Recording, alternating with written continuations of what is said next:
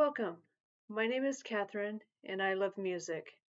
Today I'll be showing 6 records from my collection from the year 1985, and this will be part 1 because I have 14 records.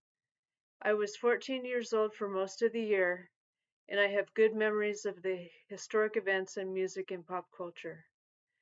First, at the beginning of the year, there was We Are the World, USA for Africa, and then Live Aid concerts at Wembley Stadium in Philadelphia where Queen had their comeback. The first Farm Aid concert in Champaign, Illinois with John Mellencamp, Willie Nelson, and Neil Young. And my favorite movie of the 80s came out that year. Back to the Future. It was released July 3rd, 1985.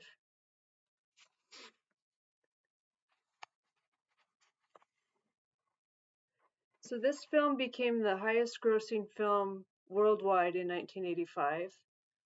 And this movie is considered by critics and audiences to be one of the best science fiction movies ever made. In 2007, the United States Library of Congress selected Back to the Future for preservation in the National Film Registry.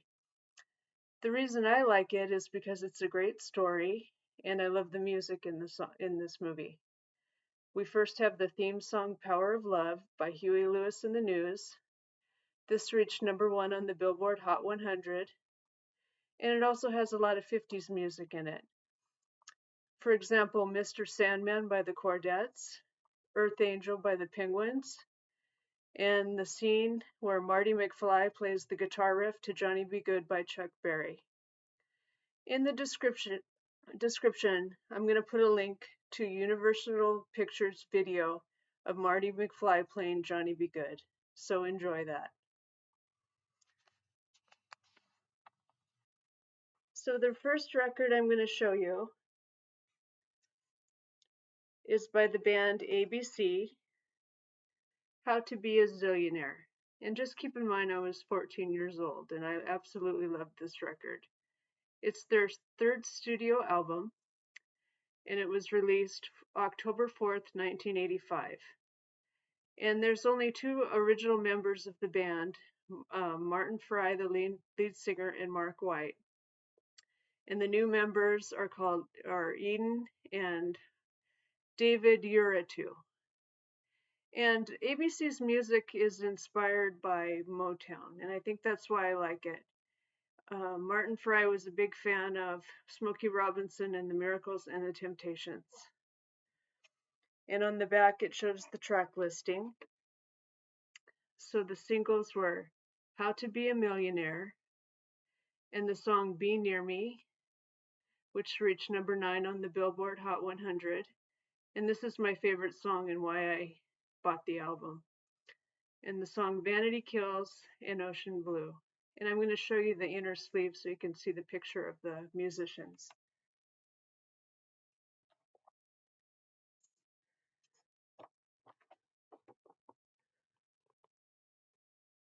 And this is Martin McFly right here, who's the lead singer.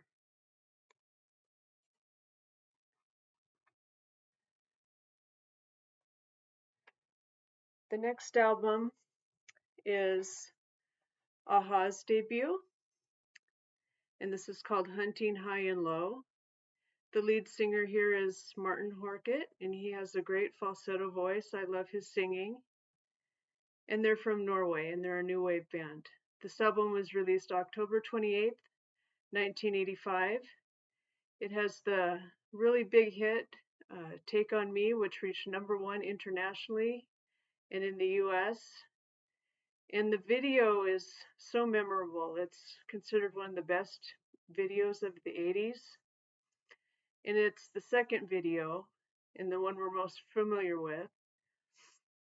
And of February 17th, 2020, this video has had 1 billion views. And I looked at it last night here in 2023, and it has almost 2 billion views. So, I mean, it was a big hit in the 80s, and it pretty much is one of the defining songs of the 80s. And it's endured to this day. People love seeing that video. Another single in the US on this album is The Sun Only Shines on TV, and it debuted December of 1985. It reached number 20 on the US Billboard, and it's the first song on the B side. I absolutely love that song. I mean, it starts out kind of mellow and then it just explodes into a real rocker. And it only went to number 20 in the US, but it reached the top 5 in several other countries like Germany, Sweden, Netherlands, and Norway, their home country. And it went number 1 in Ireland. And I just wish this song was more appreciated because I think it's great. It was on the air when it was on the charts, and after that it just seemed like it disappeared.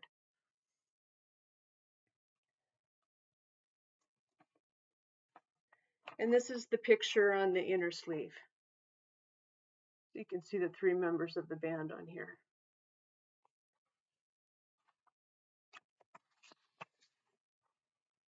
The next album is on CD.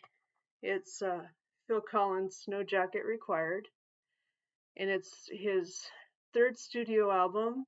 He's an English drummer, singer, and songwriter, and it was released February 18th of 1985.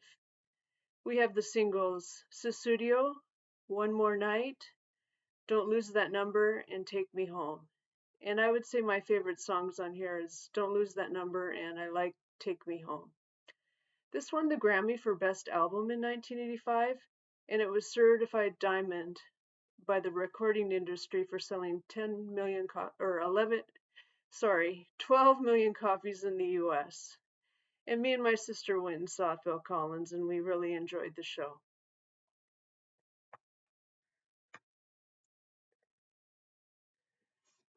Next album, Howard Jones's 2nd studio album, Dream Into Action. He's a British pop musician, and this was released March 11th, 1985. It has 4 singles, Things Can Only Get Better, which reached number 5, Look Mama, Life in One Day, which reached number 19, and Like to Get to Know You Well, which is one of my favorites. And it introduces us to the acoustic version of No One Is to Blame, and it wouldn't be released as a single remixed with the drums by Phil Collins until 1986. And here's the back of the album. And I've shown this in my Howard Jones video because I'm a big fan of his.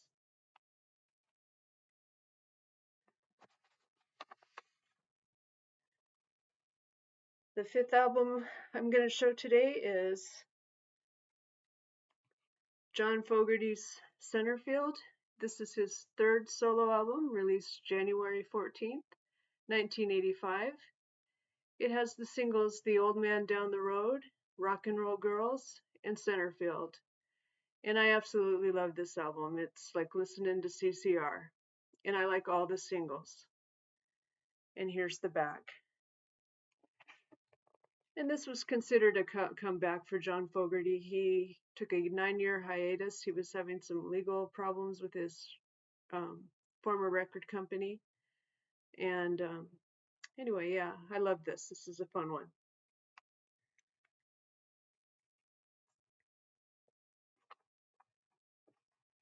And the last album I'll show you today is a band I really love from Australia. It's INXS, Listen Like Thieves. It's their 5th studio album. And this album was considered an international breakthrough for the band. It has the singles What You Need, which reached number 5 in the US, This Time, Kiss the Dirt, Falling Down the Mountain, and Listen Like Thieves, which was released in 86. And one of my favorite songs on here is Shine Like It Does. It's the 3rd track. I think that's an absolutely wonderful, beautiful song. And they play it in concerts. It's a fan favorite. So this is the end of part 1. In the next video, I'm going to show 7 more albums from '85 and a single that peaked at number 2 on the Billboard Hot 100, which I absolutely love by this artist. So I want to say thank you for watching. I'll see you in the next video, and take care.